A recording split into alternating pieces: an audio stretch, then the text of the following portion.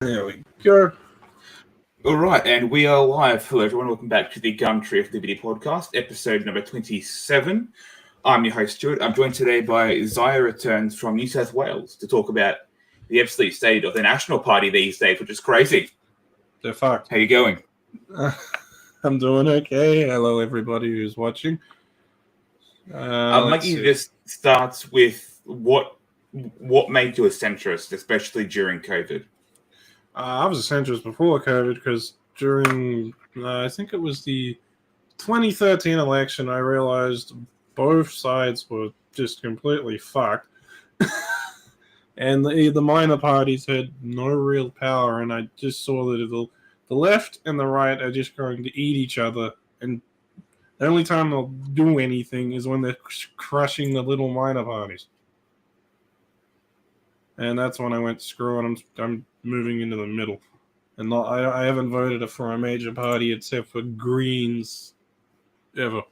I voted Greens in the 2019 election, mainly because of my electorate. That was when the minister of my division, which is Parks, decided to start cutting down a bunch of trees, which was ecologically screwing up native species, and also meaning farmers had to build new fences. So it wasn't a good idea to cut them down because it was money, animals, the ecological effect of the animals running into actual farmers' land instead of being back where they were before. And it just caused a whole mess that cost millions of dollars. Now, you're in the federal state of Parks, correct? Yep, the division electorate of Parks. MP is Mark Colton. Now, how does that work? Because that seat is, at a federal level, it's nationals, but at a state level, it's shooters, fishers, and farmers. Why is that? Because I looked at the borders before we started, and they're very similar at a state and a federal level. So why is it that it's a pretty good margin for nationals at a state level, but at a federal level, at a state level, it seems to be more pro-agrarian farmers and a bit more liberty-minded with the SFFP. That's because it's weird. At the federal level, you have a good candidate for the Nationals, and by good I mean he is really good at talking out his ass. He's like Scott Morrison of that. But the shooters, fishers, parties candidate at the federal level cannot out bullshit him, so no one votes for the shooters and fishers at the federal level, but they vote for them at the state level. It's basically candidates. Is what it comes down to, because the shooters really don't even try and run because they don't get votes on the federal level, so they just run on the state level. Well, why is it that they don't get the votes at a federal level then? Because if they can get it at a state level, you think sure they can get it at a federal. What causes the Nationals to have that control at a federal level? Is it because they're the national party? Is it because they've got backing of minor parties? What causes that?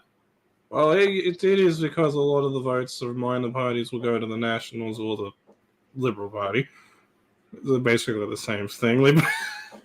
But the point is that they do that, but also the shooters don't have a strong candidate at the national seat, and the Nationals also control basically all local media. So my local radio station, my local newspaper, even my local TV station is all controlled by the Nationals. So they have to approve what goes on, and nothing anti-national ever goes on that media.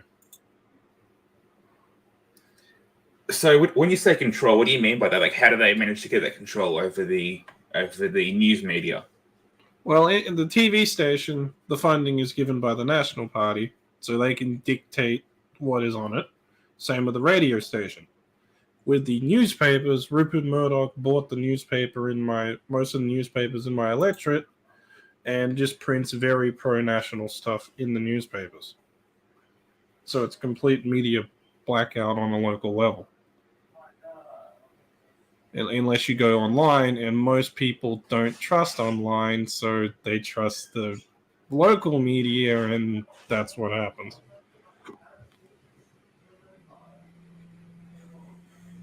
Well, I guess being a heavy farming seat, you're going to have lots of people listen to the radio more than anything else in the electorate. Oh, because you have people who are on trucks driving or on the tractors, and they basically just spend all day on it, and they're listening to the radio. And it's some I can't remember his name. I think it's Macca. That's his nickname. He just talks hours about how great the Nationals are and how bad every other party is. That eventually gets stuck in your head.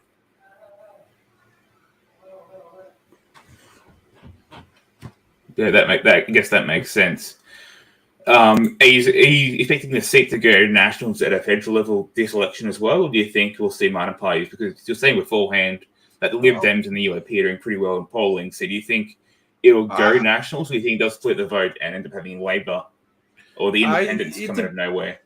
It depends, because I do think there is a chance the Nationals will lose their seat, but I think it's only about a 10% chance. It all comes down to how Mark Colton advertises himself. If he can spin it right, he'll get in. If he can't spin it, he's out. Which, honestly, Labor would be a good thing for this seat, because it would shake people up and because people just fine with Nationals because there's nothing else. If we get something else, it might make people think. So even though I don't really like the Labour Party, I would like them to get in just to shake up the dynamic. I found those figures for the 2019 state election for the newspapers, and it seems every newspaper but Green Left's Weekly and Red Flag endorsed the coalition, so Liberal National. So that makes sense what you're saying. If it says so according to Wikipedia, you've got the Sun Herald, the Telegraph, the AFR, the Australian, Sydney Morning Herald, all endorsing the coalition, and those are the major newspapers in the state. So that makes sense, I guess. And rural farmers will read all those. The only non-hard-lined one that people will listen to. Give me a second. My mic decided to disconnect.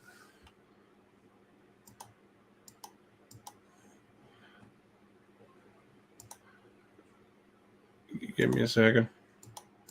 Oh, good. There we go. Sorry, my mic's being a jerk. The Courier Mail is the only non-national leaning newspaper that is sold in my town at all. And that's because we have a high Aboriginal population in the town. The Courier Mail, that's a Queensland newspaper. Yeah.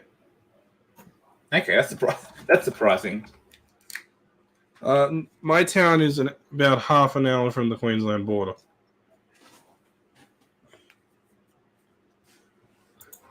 I presume you mean in southwest area then, of course, Queensland.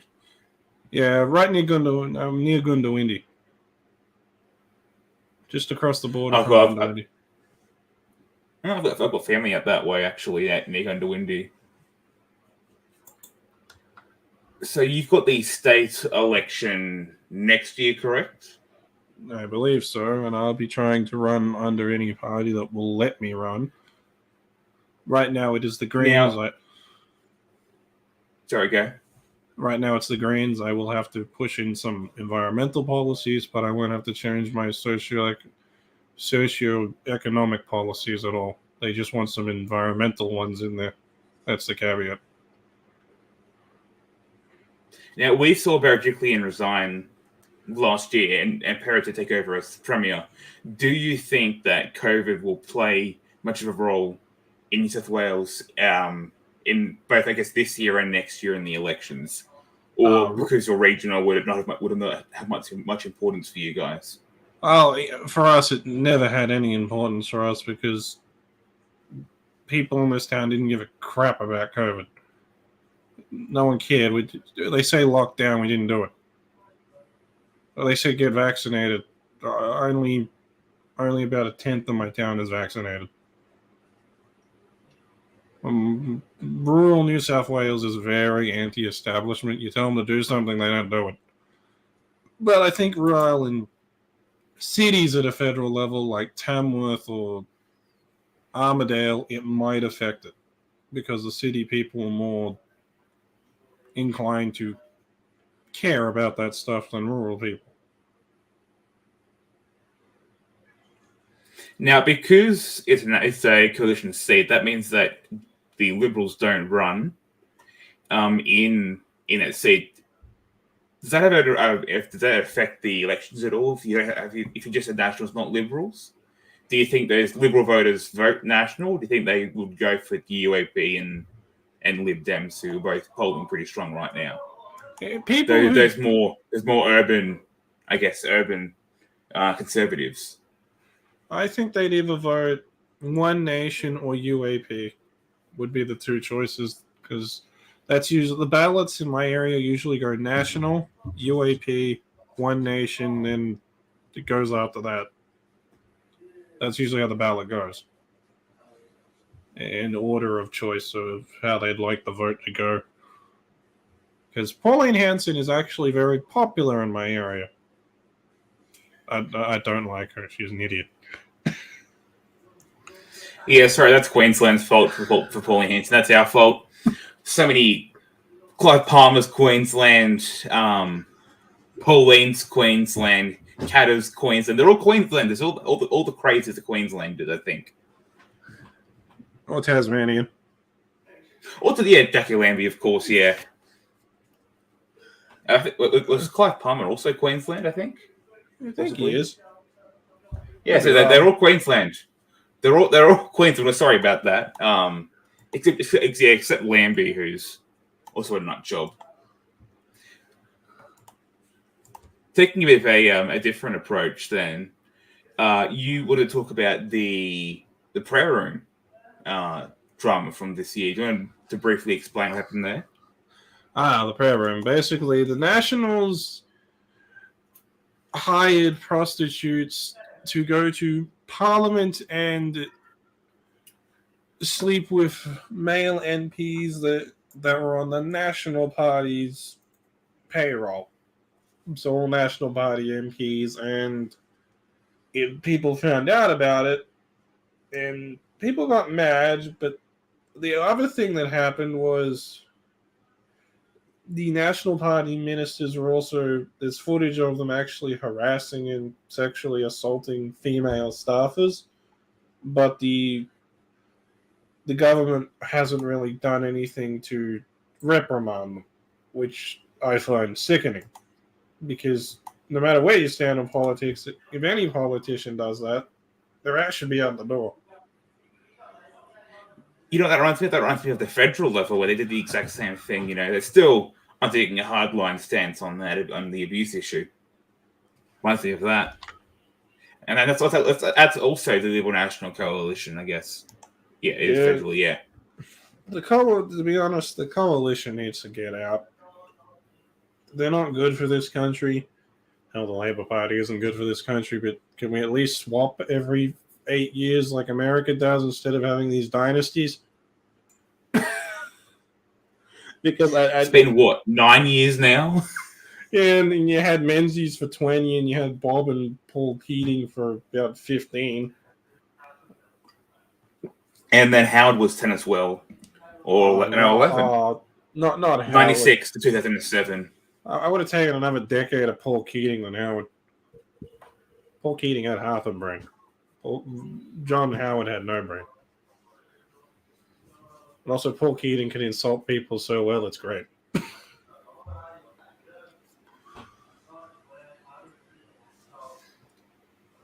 I just hope we don't have any more changes to the leadership this time around. You know, if no matter which side gets in, I hope they at least, the Prime Minister stays the same for the rest of that term. There's going to be changes, isn't it? My local betting agency is actually taking bets on that. Will the Prime Minister... Seriously? Yes, the TAB.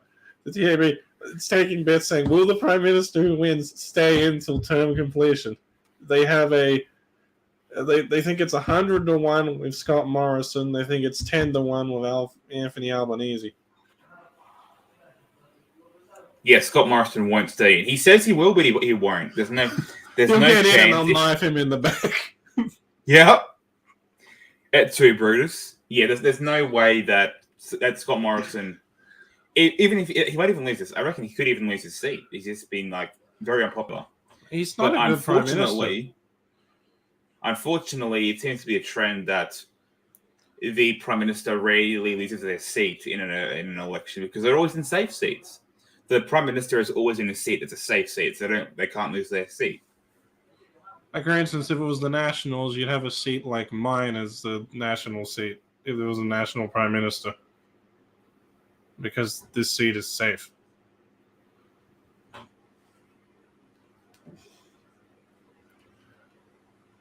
Actually, on that as well, you had the Nationals had the same split as well. They had the Barnaby Joyce and Michael McCormick drama, 2018 and then 2020 again. So neither side is innocent here. No, they're not. I remember the Barnaby Joyce thing because that was a big thing here because my electorate is a national electorate. And that did destroy. That's why you saw the votes go. If you look at the polling for the federal level for the National Party in 2019 for my electorate, 8% of the vote just disappears from the Nationals, and that was because of the Joyce situation because he's the head of the National Party at the time. Well, part of the strongest liberals, one of the strongest conservative Christian seats in the country. So that makes sense that you'd have a backlash against Barnaby Joyce for that in Parkes. Do you think that we'll see that change again? Because Barnaby Joyce can't seem to keep that leadership role because of all the drama he's been through. Do you think that it will change back to McCormick, or do you think we'll start with Barnaby Joyce now? I think it will. You'll probably have the same now to vote dip that was last time, so they're down to 50%. Then you'll also see the UAP and One Nation rise a bit. So I think the Nationals will end up around 45% of the vote, which would be their lowest on record for this seat ever. And depending on how preferences go, they could lose. So you're saying 45% primary vote then for the Nationals? Yep. Which would be the lowest they've ever got because they've never gone under 50. No wonder it's a safe seat then if it's got that higher for your primaries at 50%. I think it went under 50 once, and that was when the Liberals decided to run at the same time, and it almost cost them the election, and they said no. Yeah, the 1998 election, they got 28% of the vote. The Nationals, only time it went under like the 50, and the Liberals leached so much that Labor almost got in if it wasn't for preferences. Yeah, I was going to say that seems like a Howard era thing to have that happen, to have Nationals and Liberals running for the exact same seat. And then they almost lost. And after that, the Liberal Party has never run in my electorate ever again because it was too close. But that coalition needs to end. It's been going on for, 90... like 80 years now, and it just needs to end. Like, I think coalitions are fine, but you should only be able to do it for maybe 1 or 2 election cycles every 25 years. I think that would be better. Well, the thing is, it's like a limbo as well because they're two separate parties, but they basically always work together. And as we saw, they usually don't run for the same seat. Usually, it's Liberals or Nationals that run for the seat. Except Western Australia, I think there's a bit of a clash there. I know back under, and I forget the guy's name, but back under Gillard, there was one MP from Western Australia, and he refused to caucus with the Nationals. He said independently. He said he'd support Liberal. He said he'd support the Liberal Party on basically nothing because he was opposed to them. So instead, he basically was an independent, even though he was from the Nationals Party. But yeah, generally, they always have their back, and it's been 80 years, and they're still going. But they won't merge fully. So in Queensland, the LNP is just one party. It's merged completely, but it's like in a limbo status. They won't merge in other states. They won't merge in rural New South Wales because the Liberal Party is hated. But the National Party is liked. If they merged, the national control would go.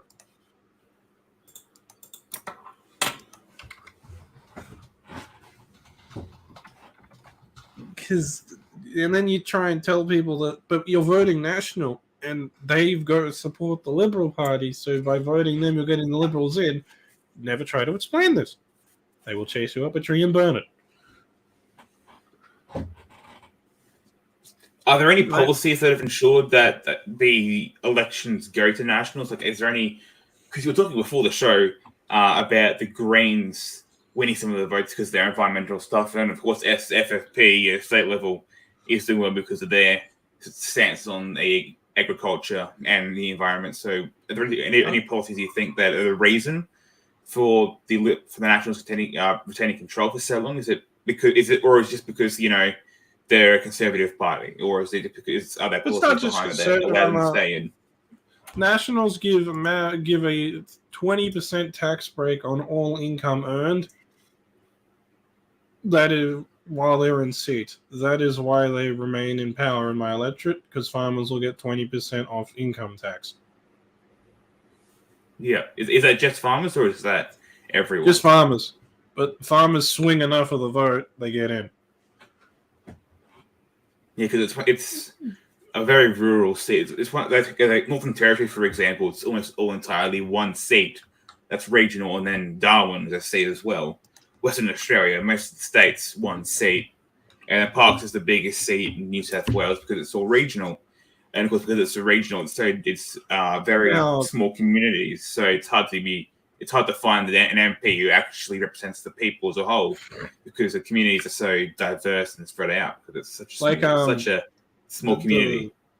The guy who ran for Labor last time, he garnered a slight swing in the vote in his favor because he said he would keep the tax break, but he would also try and protect the environment. And Labor got a slight swing in their favor, because you got the environmentalist farmers and the farmers who want the tax break just slightly turning the vote, and they got 3% more of the vote. Sadly, sorry, you go. Now, sadly, even with the United Australia Party and One Nation and the other parties leeching votes, the Nationals still won, but the Nationals are worried that because of the rise of independence, that they might lose this election in my seat. Are there any so-called teal independents running in Parkes? Because the movement right now is for the so-called teal independents, which are usually more left-wing. Well, you got I don't think so. From what I can see of the ballot, you've got One Nation, United Australia Party, the Independents, the Liberal Democrats, the Greens. You got about 5 independents running. Now, some of them that'll split the vote. If you've got 5 independents, that'll probably split the vote then, and none of them will get in because there's 5 of them. But it might be enough to split the vote from the Nationals for the Labor to get in, and that's what the Nationals are afraid of. Now, on the environmental thing, were you guys affected by the fire of summer of 2019, 2020? Did that affect where you were? Not really. Not really my area. The thing that's been really affecting us is the massive drought in the last 5 years. It's killed our economy. Shops and towns all over the electorate have been shutting down. Movie theaters shutting down. And then the pandemic happened, and then more stuff shut down. So my town right now is incredibly poor when it's usually actually quite rich, just because of the last 7 years of crap. The plus for that is some people, I've been talking to people in my town, and they've been starting to realize that the National Party isn't good for strong economics when the economy is weak. They're not good for growing the economy. And I've changed some people's minds in my town to not vote for Nationals. So that might cause a little bit of a change. But my town only has 10% of the electorate in it, so you won't see a massive swing, maybe 1%. The problem of the coalition is that Nationals are agrarian protectionists and Liberals are more urban, supposedly free markets. So there's on economics, they're very different. And of course, the Liberals, being the bigger party, will have more control over the policies, so that screws over the farmers as well. So even though the Nationals are meant to be, the farmers' party, because of the control of the Liberals and the coalition, they obviously can't get their stuff pushed through as much. My grandfather used to vote for Nationals, and he stopped doing it, I think, around 2002, because he realized that the Nationals weren't really doing anything, and they were just doing whatever the Liberals told them to do. Like in Parliament itself.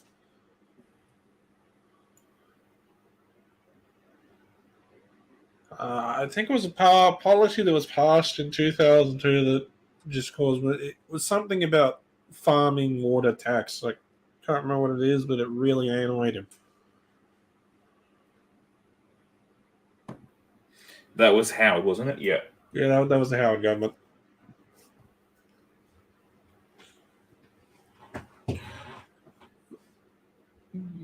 Then I love we're at this point now where you just mention who the Prime Minister was, and you already know, you can already predict what happens. Like if you mention the Howard, you know what happened there. If someone says Gillard, then you know probably it's the carbon tax, and there are all these. We look back at the past and say that all these prime ministers suck, and then we suddenly think that the next one's going to be great, even though history suggests that we don't like any of them. Yeah, Hawke was okay. Yeah, I'll give you that. More so than Keating. I prefer Keating. Keating was a good he was a good treasurer. Yeah. Like he wasn't good at giving orders. But he was great as the treasurer because he made Australia rich when he was in. Well, he only won 2 terms, didn't he? 91, 93. Be honest, so he was in for less than Hawke was. Keating did roll out some good plans while he was in, but like some of them did cause the knockback to during the Howard government. We became $1 trillion economy, but then Howard took all the credit for it, which is just typical. The politician takes credit for what the other guy did before he got in. I mean, Scott Morrison's been taking credit for stuff that Turnbull did. It's like, our party, no, it was Turnbull, not you. You weren't even in the cabinet.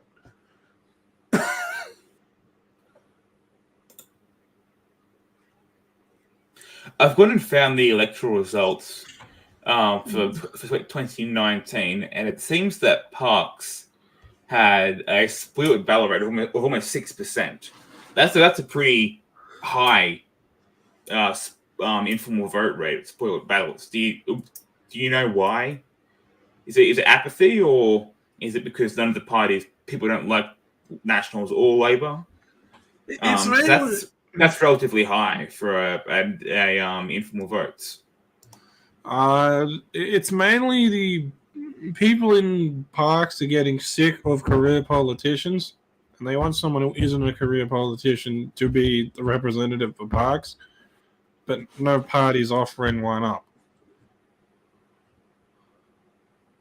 Because Wikipedia is saying that for Parkes, the turnout decreased, and people who did turn out, there were more informal votes. So that shows that increase in apathy towards the Nationals. Apparently, there's an 8% swing against the Nationals and a 5% against Labor. So we could see the rise of minor parties in seats like Parkes, but then of course there's so many of them that they can split the vote, which is a concern. Which is the problem you run with the right. The problem on the right is they're too individualist for their own good sometimes, and you end up having so many different parties. Whereas the left is usually just Greens and Labor. They're a lot more united and can work together a lot better than the right can.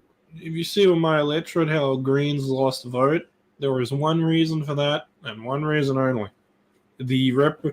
The candidate for Parkes had to step down And with no candidate, people didn't want to vote for the party with no candidate on the ballot. So people didn't vote Green. They voted for others. Which is why you see a surge in parties that are that's why you see a surge of independents during that last election, because people usually voted Green, voted independent. 2% of the people who voted Green voted independent. Plus national swing downwards. I am expecting the independents to gobble up about a quarter of the vote at least. Probably leeching 20%, you said, was it? Yeah, and probably 25%, and I believe 20% of that will come from the Nationals vote, and the other 5 will probably come from Labour. I was talking to Centrist Aussie yesterday, and he said that he's seeing a lot of people in Western Australia, at least, who are not going to vote Nationals, Liberal, or Labor. They're going to vote Greens and Lib Dems. Do you think we'll see that same situation in New South Wales? Do you think we'll see people going for Greens and Lib Dems as opposed to the major parties? I'm thinking instead of, you might see some swing in the Greens, but I think the big winner will be the United Australia Party in my electorate. Really? They might end up with 20% of the vote. Because they didn't do well last time around. They got usually 2 or 3% in every seat. They got 7. They got 7% in my seat. They're popular in my electorate as a minor party, because I believe the candidate for, I'm gonna look up who the candidate is because they have a really weird name, but they're popular. Petrus van der Steen. Yeah. He's here. I'll put a photo of them in DMs on Twitter. They were the only candidate that actually went to every individual town in parks and talked for about a weekend each, in each one, talking to the people. That's what made them popular. And even though election season just started, they're the first candidate to do all their rounds. Going to even the little, the tiny town with 200 people, they will be there for a day. And that gets people to think that they care, because usually the little towns never get a politician visiting. Yeah, I know how that feels where I am in Queensland, even though we're the biggest, if you don't count Canberra, we're the biggest inland city, and we still barely get any mention in campaign.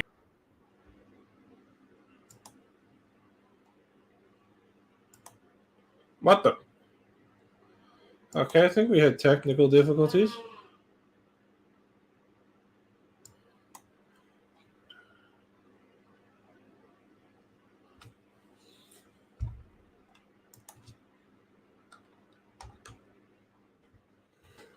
We will be back in a second.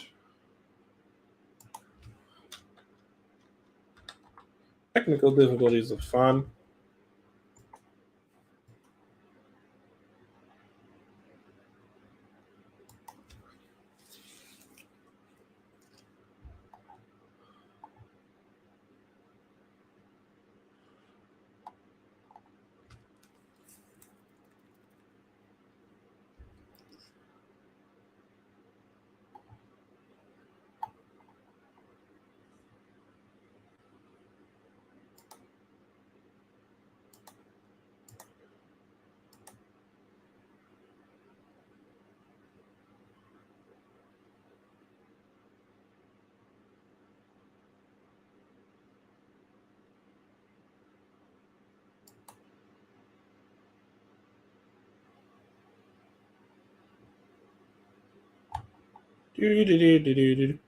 I'll just be reading some stuff while waiting.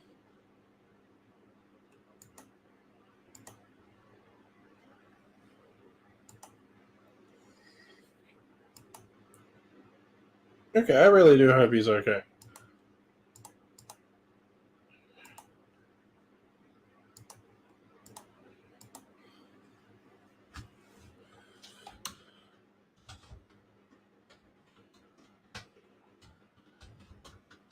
Maybe the internet went out.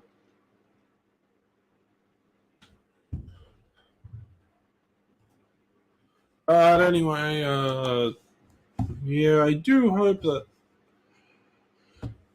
I do think the United Australia Party will gain votes, same with the Independents and the Liberal Democrats, but I don't think. I think the Nationals will still retain their seat. Right, I'm back. I got dropped out for some reason. I don't know why. What I was, I'm back. I came back in. It said you couldn't connect, so I had to leave again and then close down Google Chrome and then come back in. I have no idea what happened. Then it just cut me out for some reason. As I was saying, I know how you feel about not feeling represented by the politicians because we've got the same thing in Groom. Oh, in fact, at the right levels, at a state level as well. They rarely come out to see us. Like the former, the last LNP state opposition leader was from Toowoomba, but that's the last time we've got anything at any level. Like usually occasionally there's a minister from Groom or from Toowoomba at state level, but usually nothing. And we're one of the bigger electorates in terms of I guess in terms of like population, we're one of the bigger ones out there. And they don't usually even come to us because, again, we're regional. So I know how you feel with politicians not coming out, visiting the small communities. If they don't even come to bigger ones, like on the Queensland coast or Central Coast or anything like that. It's also why I think the Greens will gain a thing because they have an actual candidate this time. Her name's Trish Frail. Now, she's actually she's an Indigenous woman. So an Indigenous candidate, and the Aboriginals of Parkes have been screaming for an Indigenous candidate for about 20 years. So they'll finally get one. But also, she is going to every rural community and actually spending time talking with them. And she is well known as a community volunteer. So I do think the Greens might have a swing in their favor from the Aboriginal vote because the Aboriginal. It's an actual Aboriginal elders on the ballot. And rural Aboriginals are really big on having elders in power. Well, I mean, I guess being a more regional seat, there are lots of different Aboriginal groups that called under the electorate. So obviously there would be that demand for more representation in the government because of that. I think about 20% of my electorate is Aboriginal people. Roughly around that. So you could see a swing in the Greens could end up with 15% of the vote. I doubt it, but it could happen. So on election day, you could end up with the Nationals winning by like 1%, or not winning at all. So this will probably be the most important election for my electorate for a long time. I was going to say, please don't say it's going to be the most important election ever, because that happens every time. No, it's not going to be. It's just might be a big one where you can see how it will be plotted. Because if a non-national gets in, it will rock the boat, and that could change Parkes. Because there's never been a non-national in the seat. Because Parkes has always been liberal or national, so if they lose Parkes, they're screwed. Because if they lose Parkes, then that basically knocks out the entire national grid. New South Wales. So it's not the most important election. It's not, but it's a very important election for my electorate because we could get someone in who isn't a national, which could just make the National Party implode. Because Parks is I think it's in the top 5 safest seats in the country as a whole, even when you don't go by party, just as a whole. Having such a safe seat be ripped out up from under the party that's sitting would that would make national news. Pun not intended. Yes. We originally asked you to come on to talk about some of the controversies around the National Party that we've seen. Are there any of those you want to talk about? The frivolous dam approach, as I like to call it, where they build a dam, screw up the farmers upstream, and don't let the water out to the farmers downstream. And then the water evaporates from the dam.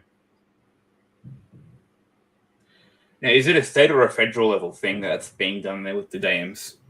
Barnaby Joyce pushed some of them, but it did.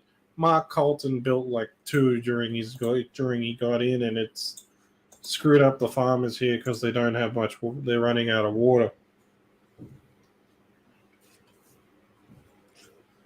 And he won't let any of the dams out because he says they need it in case of times of drought. And a lot of farmers around here are saying, we're in a drought. Isn't this when we're meant to use it? You'd think so. But yeah, knowing the government, I wouldn't be surprised. It's the same thing across the board. Of course, Riverina is going to have problems like that. Regional Queensland does.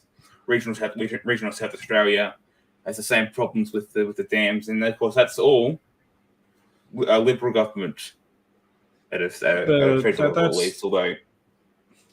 That's something that Nationals are messing up here. Also, the Mark Colton has done a lot of really underhanded stuff. He approved the Murdoch buying the newspapers deal when town councils were opposed against it and were blocking Murdoch buying them, because, as my mayor said, it would lead to a complete media bias, and we'd never actually have a fair election again. And we saw what happened in my electorates. Mark Colton also drove my town's pool into the dirt. He asked for a renovation. He hired some Chinese contractor I've never heard of to do the renovation. They stuffed up the renovation. Now the pool is privatized, and they're still fixing it up. For about 10 times the cost of what it would have cost if they actually got local contractors from my town to do the renovation in the first place. Well, sure, as we've all learned from COVID, the government, this was the government takes charge of something, they're going to screw it up. This was like 2013. It took 7 years to do the renovations, and it didn't work. And the town council's going, no, you can't. No, why don't you hire the local tradies? They do it. And then put money in your community. National Party. Money for people? How does that work? Reminds me of the federal government. They were in 2013. New Zealand said, we'll take refugees from you if you want. And they said yes this year in 2022. So it's 9 years because the government just sits there on their ass, does nothing. I would have said immediately. They finally use it. And also, it's the same with Barallara and Gladys Berejiklian in Sydney with their contracting buildings, and they didn't even know, there's power lines under the ground. We didn't know that. You're the government. You're meant to know what's under the road. Speaking of Barallara and Berejiklian, how do you think this will play out next year at the state election? Because we've spoken about federal already. How do you think it will play out at the state level? Because I do think Labor you'll see a swing in Labor's favor, and some in independents, just like with the national election. There will be a swing, but I don't know how it will. It depends on how the current guy does until the election. So a year from now, what's his name, Dominic. If Dominic does a good job for the next year, I could see him retaining, the state. But if he stuffs up some more, you could see Labour being in charge again. Well, thanks to those by-elections that we had last year, when we had that mass unit resignation from politicians, thanks to that, there's no longer any state that has a Liberal or a Liberal National Coalition majority in the government. New South Wales is now minority government, and in Tasmania, the Premier resigned, so I think they've got a replacement yet. So that's 12 to 25 then. So there's literally nowhere that's got a Liberal national majority. The Liberal, in the 2023 election, the Liberals need 2 seats. That's what they need to win. Then they need to retain their current seats and pick up 2. And is that likely? It depends on how. Depends on the preferences, because you don't know how independents will preference. Yeah. So if enough independents preference them, or if he does something really good in the next year, they'll get in. But if they don't, you could see the Labour Party getting in. And then we'd have nearly every state in the country under Labour control. Oh, God. We look, every other 6 territories and states are Labour.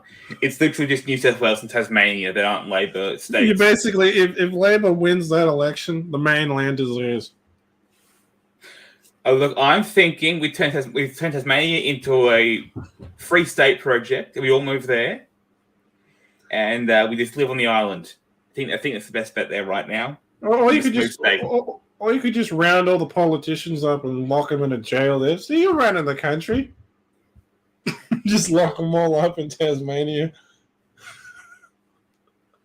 Throw away the key and let them stay there. No, I've got no problem with that.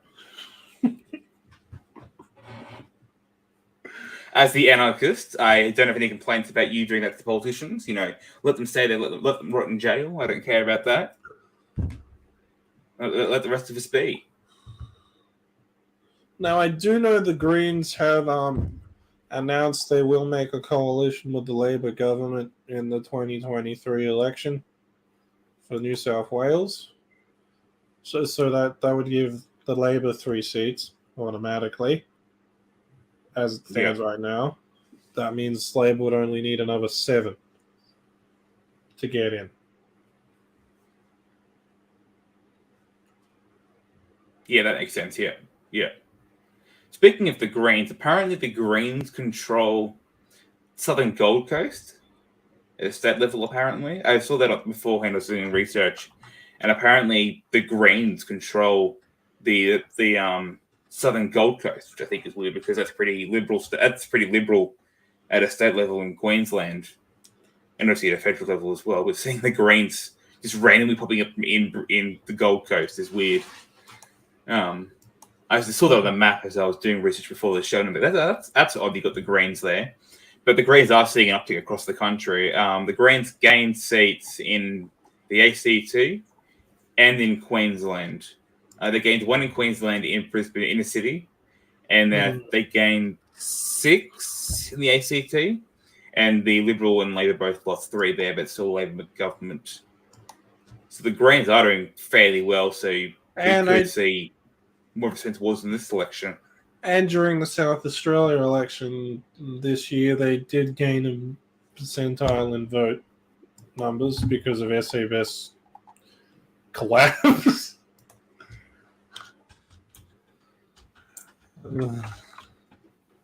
Xenophon, honestly, that guy said so many parties is ridiculous. Like, he's worse than, when it comes to making political parties, he's worse than Clive Palmer, which is saying something because it's Clive Palmer. Well, like Americans, he's the party that wants to ban anime, and I just say this: if the party is run by Xenophon, you have nothing to worry about. It will be gone in 5 years. They looked at me like, what? Not worry, no need to worry. It's a Xenophon party. Say what you will about the other minor parties, at least they can keep their parties running consistently. Xenophon can't make his mind up.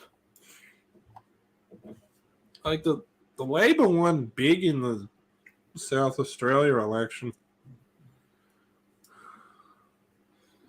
Yeah, they got a few They got a majority by a few seats. And they had 50% of the two-party preferences. Yeah, the Greens gained 2% of the vote. One Nation gained 2%. The Independents got 3%. Yeah, One Nation got their first upper house seat ever in South Australia. And then Lib Dems came 13th. So there were 11 seats up for grabs. And the Lib Dems came 13th. So they missed out. Not by much. I think it was 2,000 votes they needed to get the seat. They didn't lose by much. So we are seeing it swing away from Liberals, bleeding votes like crazy. And the SABS dying just split the votes up. That's probably where the Greens got some of their votes from. I think because SABS is more centrist, so that makes sense. They go to the Greens. Same, and that's probably where Labor's. If SABS was still on the ballot, Liberals might have won, because I think albeit mine of the Labor swing came from SABS. I've checked the figures for South Australia. Liberals lost 9 seats in the lower house. That's crazy. And I think the 9 Greens, seats. The Greens almost stole a seat from the Labor Party, but they didn't win it. Like, it was marginal. But yeah, it looks like they polled at 9%, which is pretty on par with the national average of 10% for Greens. The Greens do well in seats where the environment actually matters a lot. Polling. Well, not really. All of their seats are urban seats that they have. It's all urban. The Greens only have the Greens are always inner city seats. Usually, with the exception of the Gold Coast seat that they have. I'm not talking about like it being an environmental area. I'm talking about like the mindset. Oh, whether it matters to the people, yeah. Where if the environmental is what's important, they'll get in. And it's always in a city as well, with the exception of the ACT, which is basically just one big city. The Greens have Melbourne, which is inner city Melbourne, of course. 2 inner city Brisbane seats at the state level. So they always have inner city seats, and that's about it. They can't get much elsewhere. Well, they are gaining they're gaining votes in my area, like in rural New South Wales, because of their "we will protect farmers' farms from being damaged," which is why you get some farmers. Because my dad did that swing when the Greens first came around, when they first started doing that. But now the Greens are also, I think this time the Greens are also promising a tax incentive, which might give them more swing in my electorate. I've just checked the figures for South Australia, and even with SABS collapsing, that's 14% of the vote going to other parties. The Liberals still lost votes. So even with SABS losing 14%, the Liberals still dropped by almost 2.5 percentage points. So even with SABS collapse, the Liberals still lost their votes, which is crazy. And it does not bode well for them federally, because if they're losing seats like that, if they're losing votes like that, that's crazy. They lost votes because even after the SABS lost, and they lost 9 seats, they lost 5 in Queensland. I think they lost 3 in the ACT, but those 3 went to the Greens. Their Northern Territory Labor lost seats. They kept their majority under Gunner. It just seems all across the board. It seems to be Labor, Greens picking up votes everywhere at the expense of the Liberal Party and the Nationals, with the right-wing miners flooding over the scraps. because you had Family First, One Nation, Lib Dems in South Australia, they fought over the votes, and that's why it got split that way. Like At least in the upper house. In my electorate, there was a party called the Climate Change Party when I was a kid, and I like what the Greens did. They negotiated with the party, and basically the party was dissolved. The Greens took on some of their policies permanently, and the candidates joined them, and the percentage of that vote that party used to get got added to the now in every election is on the Greens, which is why the Greens have gone up to around they average around 5% in my electorate. They used to only get 2, but they kind of merged with another party, and that boosted their votes to 5%. My favorite party name in the country is still the Hemp Party. Help End Marijuana Prohibition, Hemp Party. It's the best party name. It's the best party name in the country. Changed my mind. I have to agree with you on that one. They're now legalize weed. I think they've changed, but their old name is still my favorite because they were a one issue party, but they're more libertarian minded. I think they're slightly left wing, but it's good to see because Greens used to be libertarian left, but less so these days, especially with the rise of Sarah Hanson Young and Lydia Thorpe. I liked how the Greens were a decade ago because I really identified with that version of the Green Party.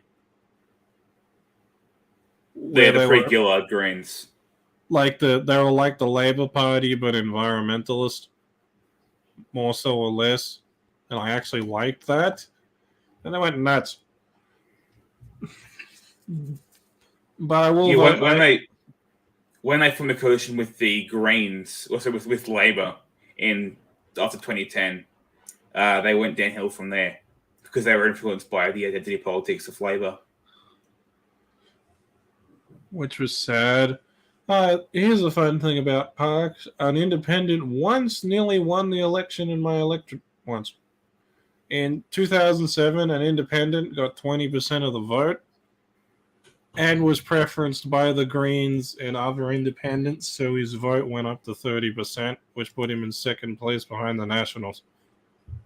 Well, that makes sense because that was Howard, the end of the Howard government, so it makes sense because that was a swing towards Kevin Rudd's Labour then, because it was Howard, and no one likes Howard anymore.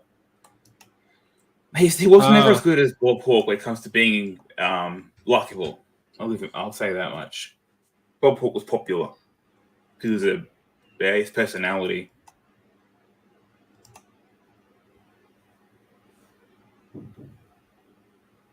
Yeah, the guy who ran was Tim Horan. You might know him because he was a rugby player. Yeah, the name is familiar. He basically ran in 2007, and he nearly won the election. He nearly won Parks' seat. Because preference-wise, like individual votes, he was third, but preference, he got to about 35% of the vote, and Nationals had 46%.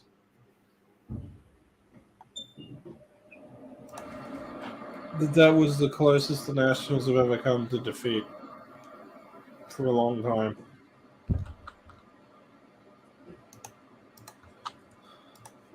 And that was the first election with Mark Colton as the candidate. He was just very good. I've seen the old debates he had with Tim Horan, and Scott Morrison just spins everything. Colton does the exact same thing. He will mention something from like 10 years. Oh, yeah, I did that. No, you didn't. You just shut it up. You didn't. And there's you might be able to find a picture of Tim Horan just standing in the debate, just clenching his fist, looking at the guy like he's going to just smash his face in. I'm not surprised considering Colton's like a career politician now. What? He was elected 2007, and he's been in since. Yeah, into Howard, so that's 15 years, and he's still going. And he's gotten worse. He used to be able to take criticism. Now he can't take criticism. He goes ballistic if you criticize anything. He's like Barilaro in that regard. Barilaro resigned, right, didn't he? Yeah. But he has the same sort of thing of not being able to take criticism, and he just blames the media, blames anyone else, or calls the police on you. Blames friendly Geordies. Hey, Geordie's is a good channel. I may not agree with everything he says, but he's a good journalist. Was that case ever resolved against him by? I believe it's been thrown out of court. So basically, no charges. But I believe that there's an internal police investigation, wondering how it even got to court. Like, how did you even arrest this guy?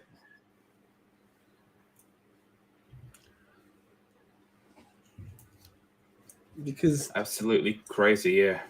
We need more journalists like him. He's a real journalist. He may be he may vote Labour, but that doesn't change the fact he does his research. Yeah.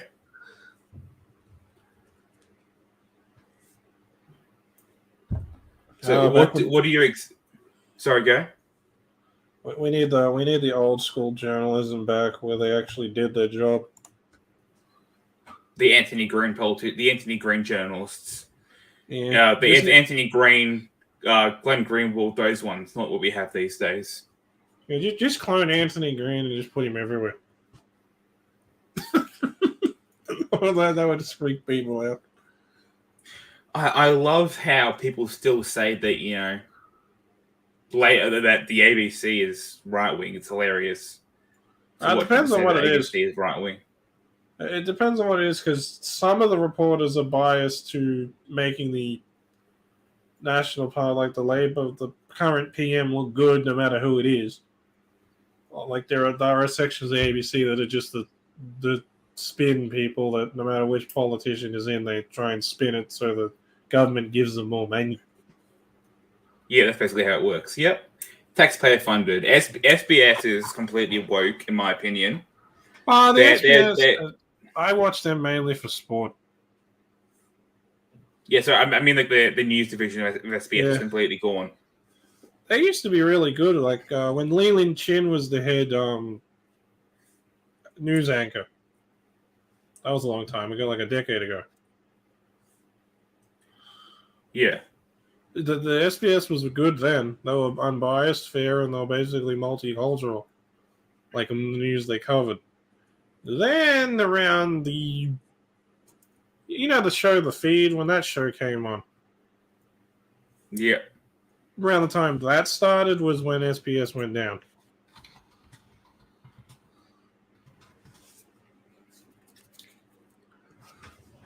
I'm trying to find when that started. 2013. And guess who was in office then? Julia Gillard. Well, Rudd. Because Gillard had got knifed by that point. When was that? When did she get knifed? Was it? What was that? The Feed started around the 2013 election, I believe. And he got 20th of May. And he got in office in the 26th of June. So roughly the same time period. Rudd was it was under Gillard. Sorry, I will give Rudd credit for one thing. He got us through the financial crisis relatively well. He deserves credit for that, but the Gillard government gets no credit. Rudd's government gets credit, hers gets none. People say, you can't criticize. How dare you criticize Julia Gillard because she's a woman? It's like, well, it's just that our policies were shit. Like the carbon tax, they promised wouldn't bring it in. They brought it in since they were elected. They said, if we're elected, we're not going to bring in the carbon tax, and they did. You know, it's not that she was a woman; it's because she was just a bad politician. You imagine if I actually do think they would have won the 2013 election if Rudd was in charge the entire time. Yeah. If he was in charge from 2007 all the way to 13, they would have won. Because Rudd was actually good at his job. He wasn't the greatest politician, but he had a brain, which you can't say much nowadays for any politician. Labor or liberal. Rudd had a brain. He got us through the GFC. Rudd said China would economically rise, and people laughed at him. I love how in 2007 people voted for Kevin Rudd. At the next election, it was Julie Gillard that were voting for. They voted for Julie Gillard, and then at the next election, it was Rudd again. So they vote in twice. They voted for the prime minister who wasn't there next election. And then in 2013, people voted for Tony Abbott, and they got Malcolm Turnbull, and they voted for Malcolm Turnbull, and then they got Scott Morrison. Oh God, Tony Abbott. Oh God, worst politician, worst prime minister we've had in a long time. That man was a muppet. Like Gillard was bad, but he's on a whole other level. He was out of touch. He had no clue, and every sentence was carefully. And that whole weird, being relatable by being a cyclist is also weird. Bob Hawke, to be relatable, he would drink the Imperial pint, or whatever it was, that massive pint. He had the world record for skull and beers. And then Tony Abbott's like, you know what I'll do? I'll be a cyclist. I remember being watching like on ABC. You'd watch the interview Tony Abbott as he's on a bike trying to get past the journalist. Just like such a different person. I don't like Tony Abbott. I don't think Gillard was good. I think the last good politician we actually had was Keating. I use that term good loosely. Because Rudd was good. Rudd actually knew how to run a country. He wasn't the best, but he knew he knew what he was doing.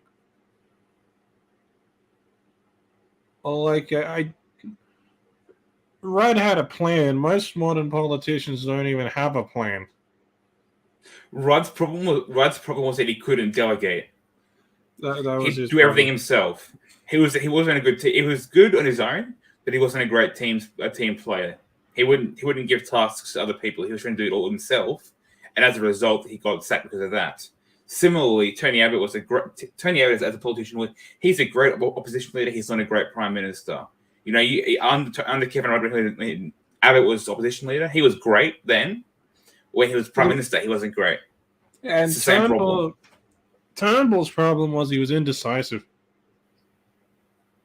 Turnbull kept black flipping on multiple policies. Like, well, what's the government's stance on immigration? You don't ask him that because every day you'll get a different answer. Turnbull kept changing his mind on things, and that's why he got the boot. And ScoMo, or Scotty from marketing, is just the king of spin. Man should be playing cricket. He's that good at spinning stuff.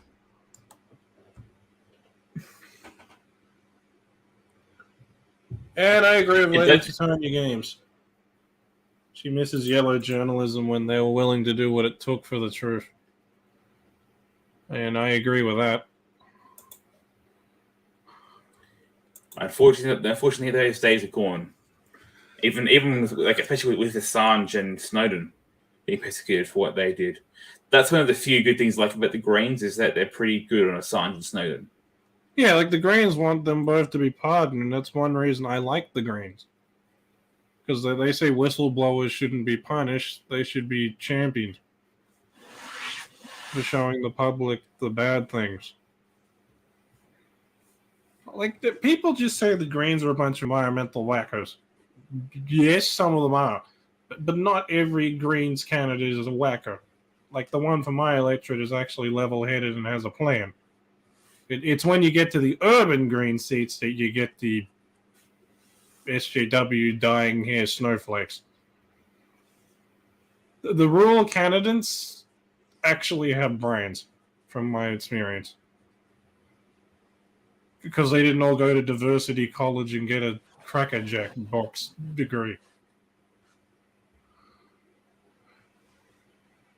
They're more in touch with what the people want because they've probably started. They often start as working class, not upper middle class college or university students. I want to run for the Greens in the next state election, and I'm not some wacko with dyed hair. I actually know what I'm talking about to a degree. Because I'm working class. I'm a supermarket cleaner. I won't say which supermarket because I will give it away. but the point is, I'm a working class guy. I know how it is to live tough. I also know the issues for my area, which is mostly the environment, farming subsidies, and actually giving the water that was promised by Mark Colton. Which, if I run next year, those will probably be my 3 standing points. Plus, sorry. Plus, I'll also have an economic plan for the region. Like I won't just go, oh, we'll have a plan. No, I'll actually have one before I run. And you better not pull anything up easy to get your plan. But when quizzed on it. No, I'll actually, and if I make a promise during the election, I would keep it. That gaff got worse than he did. So he did a best. Was meant to talk about the 6-point policy for the NDIS. Forgot Labor's policy on it. The next day was quizzed again, and he brought handwritten notes with a statement, with a written statement saying, "This is what your response will be if they ask you about the NDIS. This is your pre-written response." It's like, just accept that you did something wrong. It's not that hard. If he owned up about it, people would have clapped and gone, "He's a real man. He actually knows when he fucked up." That could have actually given him more polling in his swing, in his favor. Maybe he was actually showing that he's human and not an emotionless robot that just puts money in his pocket. Because it seems counterintuitive, but that's why Boris Johnson is so popular. It's because he seems like an idiot most of the time. But that act as an idiot is it's part of the reason why he's still prime minister. He was mayor before the mayor of London. Yeah, sorry? Trump's the same reason why Trump was popular. He didn't seem like a career politician. Although Trump couldn't take criticism, he would immediately call you fake news. If he could, he'd be doing a lot better. Same with Albanese as well. Yeah, Bill Shorten as well. Oh, Bill Shorten was actually decent at criticism from what I remember, compared to the current crop of politicians we have. I think it was The Guardian said that. Was it The Guardian or was it news.com? One of them said that Anthony Albanese is not a career politician. He does not act like he was born for the job of being prime minister, which is stupid because he was Rudd's deputy prime minister. So you can't say that he's not acting like he was born for being prime minister when he literally was deputy prime minister at one point. Hell, they're all entitled. He would have been better as the prime minister than Gillard was. I'll give him that. That's not hard. But he should have been in charge of the Labour Party after they knifed Rudd and Stella Gillard. Well, they shouldn't have knifed Rudd. That's the thing, he was better. As much as I hate the guy, he was better than Gillard was. Oh, he had a plan. I love how we're giving a guy credit for having a plan, but none of the parties nowadays have plans. Like, Rudd had his economic policy written up before he even started running for prime minister. Which, it kind of seems weird that something every politician used to do is now a commodity that you praise. Yeah, it's unfortunate that that's the state of politics these days. You know, you're being praised for showing basic competence because no one else does. Like, I may vote Green, as the Liberty Network is. Well, we may have different political opinions, but we all have one thing in common. Well, we want to make Australia a great country again. MAGA. Yeah. But Make Australia great again. We're now sponsored by Clive Palmer. We're going to bring out the yellow shirts. But you know, that's basically the Liberty Network. We all just want to do our best to make Australia great.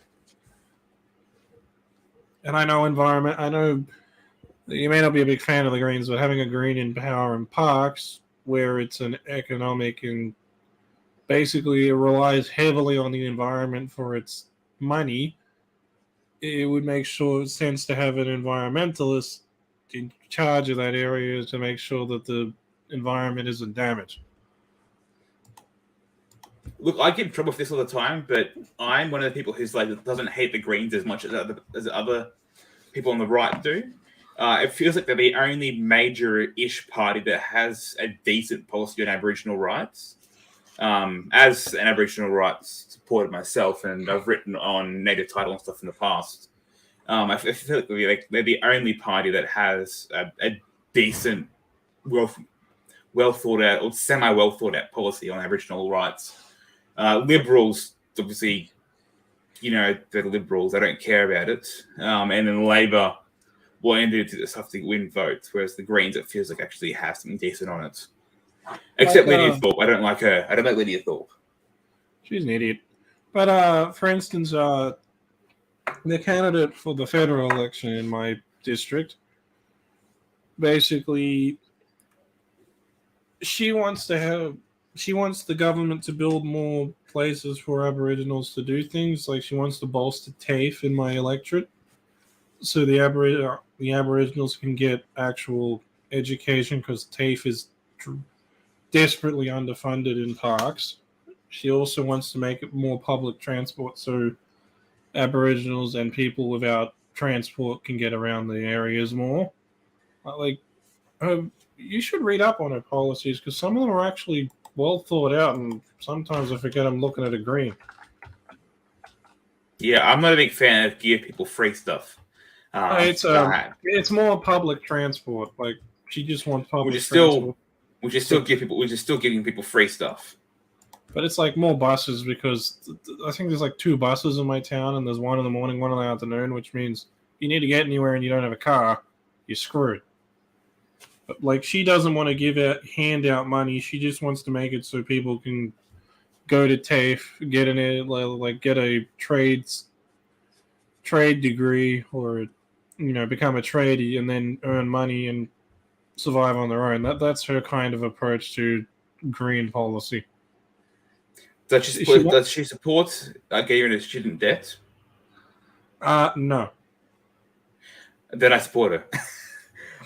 The fact that the UAP had the balls to put that as one of their policies is like just ridiculous. Like, what are you doing? Is Bernie Sanders now a consultant for the UAP? The Greens praised them for it. The Greens praised the UAP for saying we're going to get rid of student debt and give you a free university, which is the Greens policy. She wants the UAP stole it. She wants TAFE. She doesn't want free university, but she wants trade courses at TAFE to be free, but only when it's like if you have never done any of like degree or trade courses before. So let's say you go to high school, like you graduated high school, you want to go and be a tradie. You can get the tradie degree, like the tradie qualification, then go be a tradie. Right now, you have to pay for it out of pocket, and some underprivileged people can't afford that at all. So it's like a more advanced version of the old policy for the tradies, where they buy your tools and stuff for you. The government would, that sort of stuff. So basically, she's just trying it so that underclass poor people can get out of the gutter. That's basically what her plan is. And more public transport so people can get around to get education and get to jobs if they have a job. Because sometimes you might have to walk 10 kilometers to get to your job. And that's not good. Well, like her policies are well structured.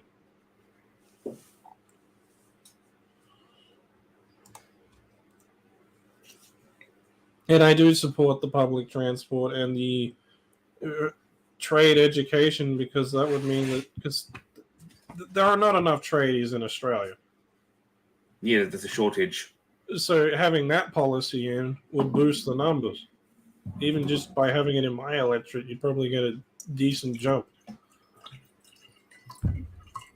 Because my electorate's population is 100,000.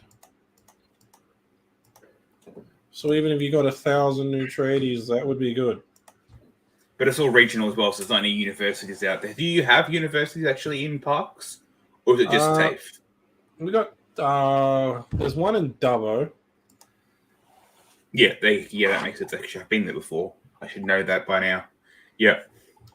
There's no university in my town other than TAFE. I think there's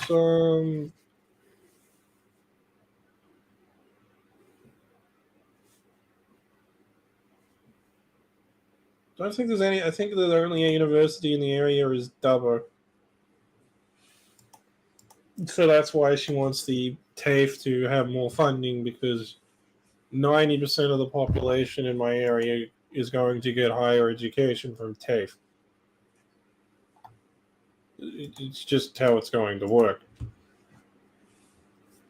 So TAFE does need funding for people to get higher education because it's not like it's feasible for them to go to university.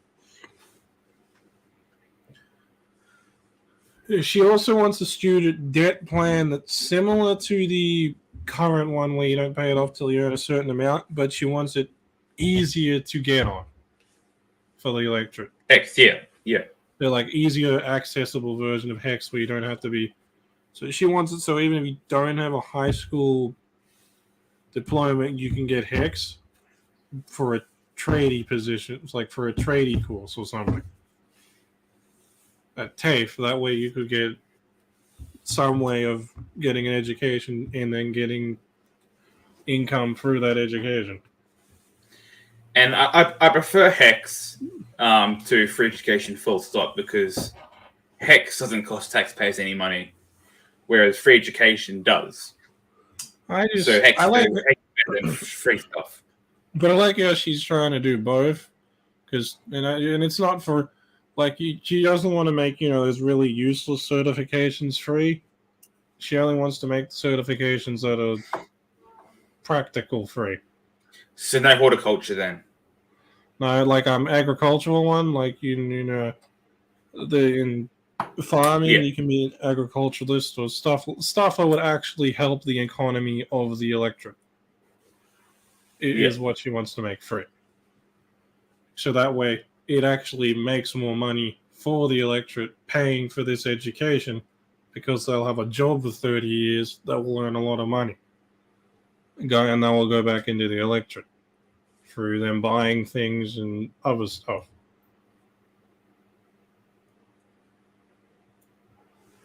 Yeah. Well, we've basically hit the 1.5 hour mark. I think that's probably a good place to wrap it up on talking about a more positive note compared to the doom and gloom of earlier, complaining about all different prime ministers. Is there anything you want to plug before we finish up? Any concluding remarks? And where can people find you? You can find me at my Twitch, which is, I will link it now. I do talk about politics on my Twitch. I just linked it to you, Liberty. You can also find me on Twitter where I usually rant about something, which is at the bottom. And other than that, I hope everyone has a good weekend, and let's pray to God that ScoMo or Albanese don't have a majority government. Let's hope so. Thank you, and see you all next time. See y'all.